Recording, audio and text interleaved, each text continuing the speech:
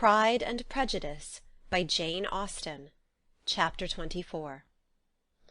Miss Bingley's letter arrived, and put an end to doubt. The very first sentence conveyed the assurance of their being all settled in London for the winter, and concluded with her brother's regret at not having had time to pay his respects to his friends in Hertfordshire before he left the country.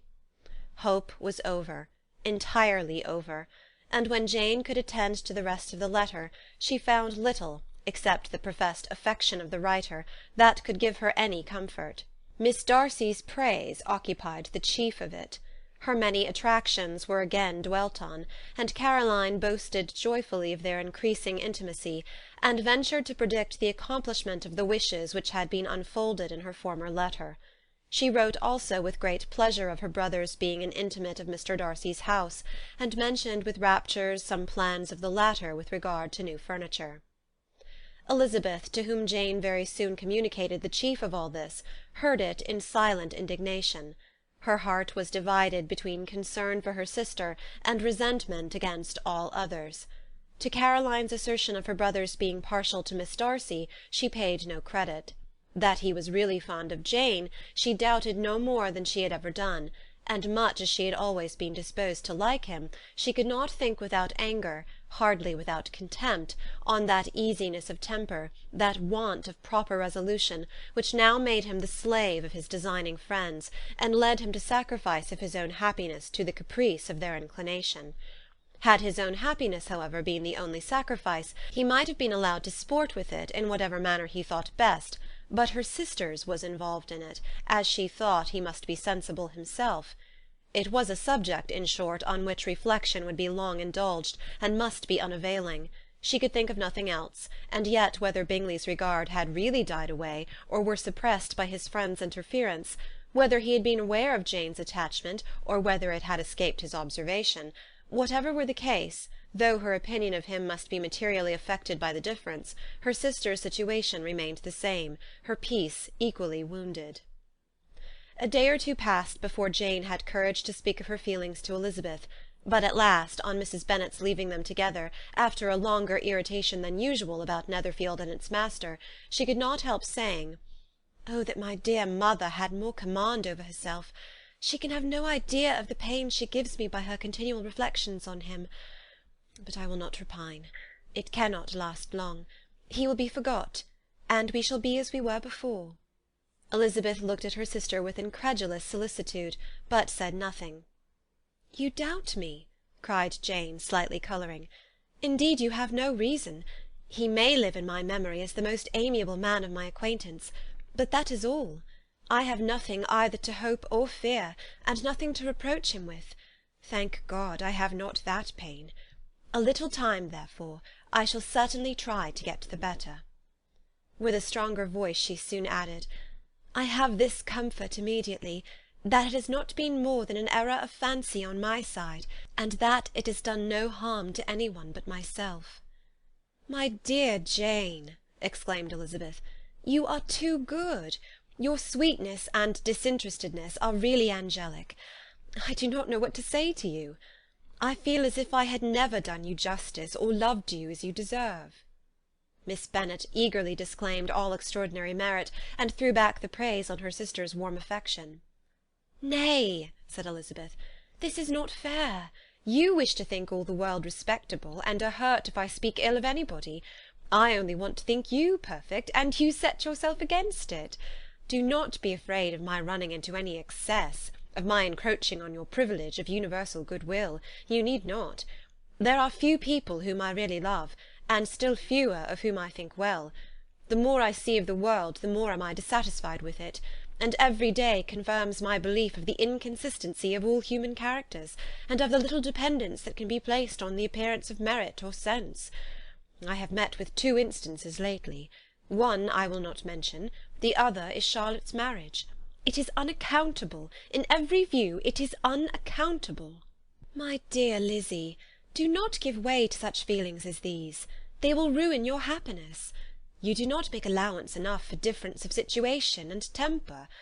Consider Mr. Collins's respectability, and Charlotte's steady, prudent character. Remember that she is one of a large family. that, as to fortune, it is a most eligible match, and be ready to believe, for everybody's sake, that she may feel something like regard and esteem for our cousin. To oblige you, I would try to believe almost anything, but no one else could be benefited by such a belief as this. For were I persuaded that Charlotte had any real regard for him, I should only think worse of her understanding than I now do of her heart. My dear Jane, Mr. Collins is a conceited, pompous, narrow-minded, silly man. You know he is, as well as I do. And you must feel, as well as I do, that the woman who married him cannot have a proper way of thinking. You shall not defend her, though it is Charlotte Lucas. You shall not, for the sake of one individual, change the meaning of principle and integrity, nor endeavour to persuade yourself or me that selfishness is prudence, and insensibility of danger security for happiness. I must think your language too strong in speaking of both, replied Jane, and I hope you will be convinced of it by seeing them happy together. But enough of this. You alluded to something else. You mentioned 2 instances.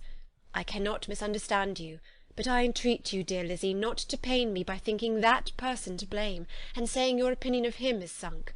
We must not be so ready to fancy ourselves intentionally injured.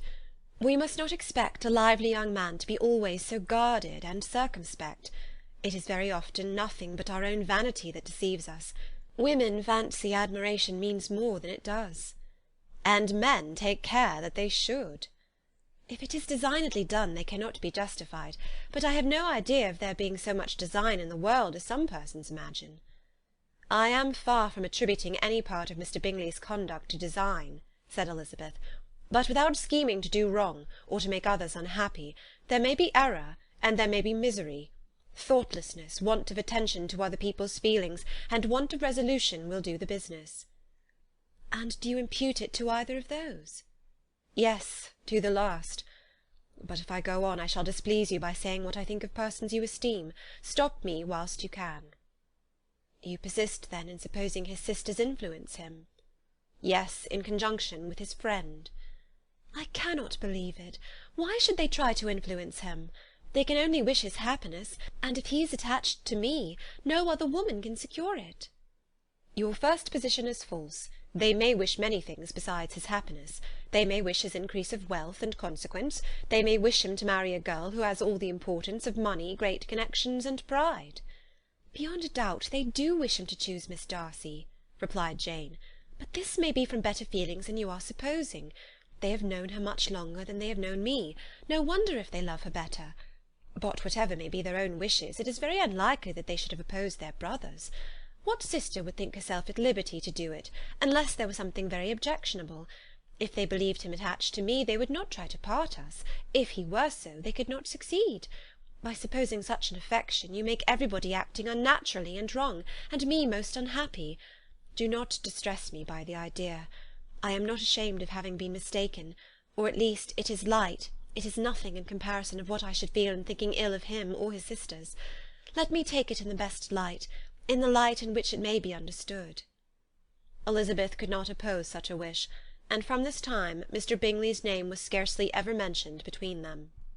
Mrs. Bennet still continued to wonder and repine at his returning no more, and though a day seldom passed in which Elizabeth did not account for it clearly, there was little chance of her ever considering it with less perplexity. Her daughter endeavoured to convince her of what she did not believe herself, that his attentions to Jane had been merely the effect of a common and transient liking, which ceased when he saw her no more. But though the probability of the statement was admitted at the time, she had the same story to repeat every day. Mrs. Bennet's best comfort was that Mr. Bingley must be down again in the summer. Mr. Bennet treated the matter differently. "So, Lizzy," said he one day, "your sister is crossed in love, I find. I congratulate her. Next to being married, a girl likes to be crossed in love a little now and then. It is something to think of, and it gives her a sort of distinction among her companions. When is your turn to come? You will hardly bear to be long outdone by Jane. Now is your time. Here are officers enough in Meryton to disappoint all the young ladies in the country. Let Wickham be your man. He is a pleasant fellow, and would jilt you creditably." "Thank you, sir, but a less agreeable man would satisfy me. We must not all expect Jane's good fortune." "True," said Mr. Bennet, "but it is a comfort to think that whatever of that kind may befall you, you have an affectionate mother who will make the most of it." Mr. Wickham's society was of material service in dispelling the gloom which the late perverse occurrences had thrown on many of the Longbourn family. They saw him often, and to his other recommendations was now added that of general unreserve.